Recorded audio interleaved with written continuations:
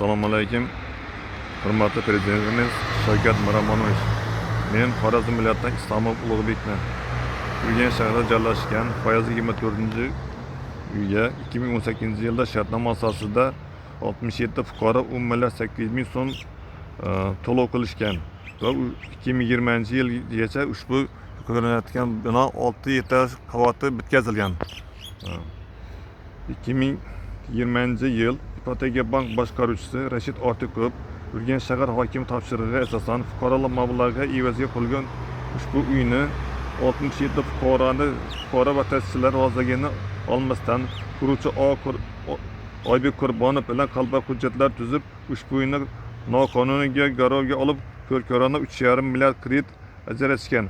Ushbu ajratgan kredit mablag'i Foyoz 24 uyga umuman ishlatilmagan bo'lsa-da, sud va prokuratura xodimlari ushbu ajratgan kredit go'yoki Foyoz 24 uyga ajratilib, ushbu uy 100% kredit mablag'lari evaziga bitkazilgandan so'ng aldov yo'li bilan keyinchalik 67 fuqaroga sotilgan deb noto'g'ri malakalangan va ushbu haqda matbuotda e'lon qilingan. Sud va prokuratura xodimlari bank xodimlari noqonuniy harakatlari uchun javobgarlikka tortmasdan, aksincha bank xodimlarining ko'rkona noqonuniy harakatlarini qonuniy deb baholashgan. Kerak bo'lsa, iqtisodiy sud qalbaki hujjatlarini qonuniy topib kreditni qaytarilishini ipoteka bankka foizi bilan undirib berish to'g'risida ajrim chiqargan.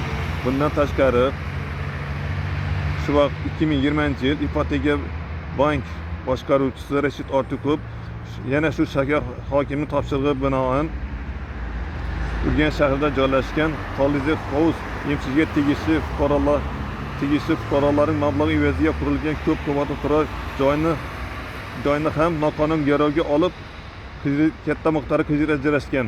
Ushbu fuqarolar ham hozirgacha na uyini na pulni ololmasdan sudma-sud yutishdi.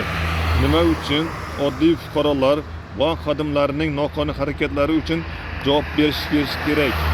Hurmatli prezidentimiz, bizlar 7 yildan buyon na pul na uyimizni ololmasdan murojaat qilmagan joyimiz qolmadi. Shaxsan men o'zim Vazirlar Mahkamasiga xat bilan murojaat qilganman. Xat bilan murojaat qilganimdan keyin men ustimdan uyushtirib, tuhmat tashlab, go'yoki davlat siyosatiga qarshi ishlar olib boryapti deb men ustimdan uyushtirib yozdirdilar. Murojaatlar to'g'risidagi qonunda murojaatlar sir saqlanishi kerak. Aksincha keyin menga shaxsan ichki ishlar xodimlari menga yordam berish o'rniga meni ogohlantirish xati berishdi.